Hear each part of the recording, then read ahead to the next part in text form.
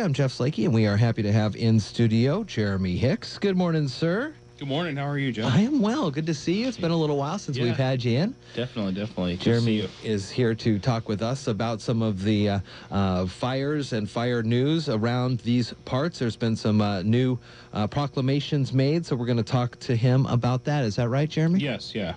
So let's start us off here. All right. Well, last Friday, the 29th, the countywide burn ban went on. And there's always, when you hear burn ban, there's a bunch of different information or how you interpret burn ban. So I kind of thought through some education we could talk about that this morning. So coined kind of a couple years ago, we did a stage 1 burn ban. Now what that means is all land clearing burns and all residential burning has been banned. What residential burning is yard debris fires, it's tree trimmings, limbs, stuff like that people clean up their yard and then burn it to get rid of it. All that's been burned. Stage 1 burn ban, if you will. With that being said, recreational fires at this time are still allowed. Okay. And that's where we get into some confusion on what's a recreational fire and what's residential burning. Recreational fire is pretty specific. It's a campfire. It's what you would have if you were in a state park or at one of the numerous parks we have around Mason County. It's in a concrete pit. It's in a metal pit. It's in a rock-lined pit. And it's specifically used to produce a cooking type fire or an ambience type fire. They're small in nature. They're 3 feet in diameter. You know, they have a nice fire break all the way around them, gravel, dirt, stuff like that. You know, it's 25 feet away from anything that's combustible. Cars, fences, houses, swimming pools, anything you could think of that would burn. And these fires are predominantly in attendance at all times. In fact, they're required to be in attendance at all times, just like you would in a campground. If you're cooking hot dogs, you're around the fire. When you're done with the fire, you put the fire out. Sure. Completely out. Water, shovel, dirt, make sure it's completely out. And that's really what you could burn. Seasoned wood that's been dried for an ambience fire, not... Well, we took all of our yard waste and we've cut it down into small chunks and now we're burning it. That's not the intent of this. Okay. This is recreational fires only. Okay. So how do you enforce this? Is it help from neighbors if it's a residential kind of thing, or is it other camp members if it's on a campground? How do you know that people are following these rules? Well, typically the best way to follow the rules is people policing themselves. Sure. Everybody wants to have the ability to have a recreational fire. When those fires get to the point where they're becoming dangerous in the way that they're attended, then that kind of prompts other bans that come on. Okay. How we enforce them, the fire districts go out and we enforce through education. Most of the time coming on the radio, putting out press releases, putting stuff on websites, really gets people in tune with what the burn ban really is and is not. Okay. Now we still get the calls of, my neighbor's burning, are they supposed to be burning? And we try to educate through that, because obviously sending a fire truck out on every single call where somebody's burning that generates a lot of calls for the fire district. I bet, so education's the main component of that, and then letting people know that it's okay to have a recreational fire if you're following these guidelines. And these are going to be posted, you know, on your guys' website, I guess, so you'll be able to read them. Mason County Fire Marshal's website has these rules, exact rules, and a lot of the fire districts have also. This is in conjunction with the Mason County Fire Chiefs. So all the fire chiefs in the county are also very aware of this and support this. Oh, wow. So everybody was working together to get this, if you will, stage 1 burn ban. And the thought process is the safety. Yeah. I mean, nobody wants to take away the burning rights or not let you have your camp. But we have to do sometimes what's safe, and this is what's safe at this time. So a 3-foot in diameter fire, how tall can a fire get before it gets a little precarious? Well, that's a good question. So, can I put 3 feet in diameter, but like 10-foot Sure. logs? No, usually it's 3 feet by 3 feet by 3 feet. It's Okay. kind of the, if you were to measure that out. Again, think of, when you were at a campsite. If you're sitting around a campsite, there's really no way to get that fire bigger than 3 feet without, making it you sitting around it, making it a hazard.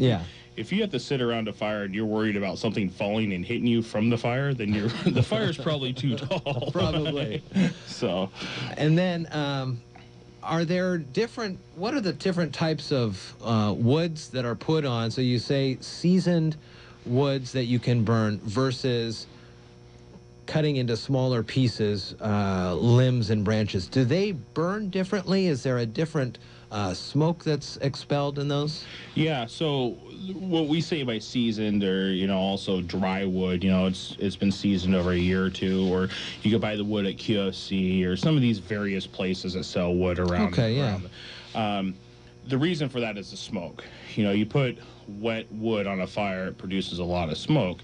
You also have to remember, if you're the one having this recreational fire, that there's other people around you that are sitting outside and enjoying the outdoors too.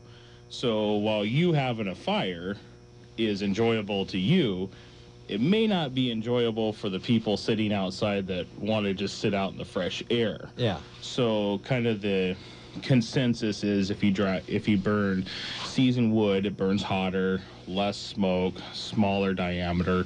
It allows everybody to enjoy the outdoors. Okay, so maybe that's a bit of a tell if there's a lot of smoke, an overabundance of smoke. Yeah. Then maybe burning something different. Yeah, or the color of smoke too is usually a tall tale too. Okay.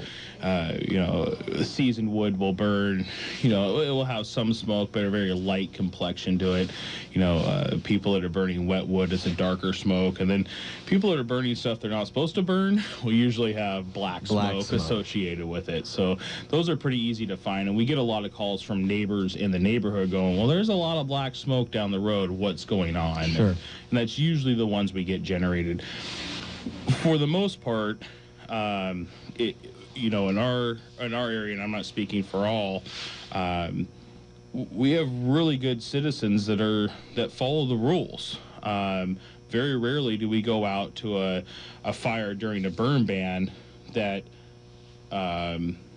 we have to have them put it out. Okay. If we do go out, most of the time it's a fire that doesn't matter if there's a burn ban or not, they would have had to put it out. They were not following the rules no matter what. So when we put these burning restrictions or regulations in effect, most people comply with them. There's a very high compliance, and if not, it's the people that are from out of town that are maybe coming to their summer properties that aren't really sure if there's a burn ban or not, and they burn, and then once either the neighbor tells them or the fire department tells them, "Hey, there's a burn ban on," they instantly comply. There's a very small instance of people that get frustrated or disruptive about having to put their fire out or complying with this. I've been talking with a lot of folks around the area here as we already in August.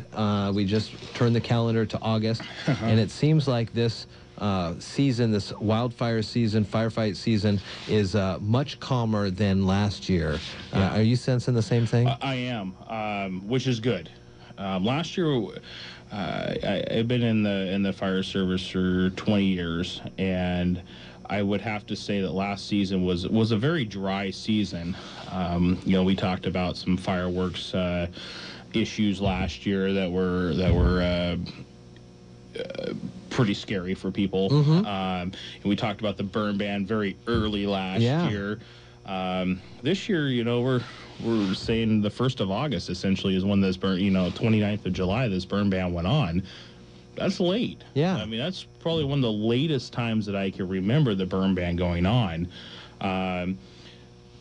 A couple factors went with that.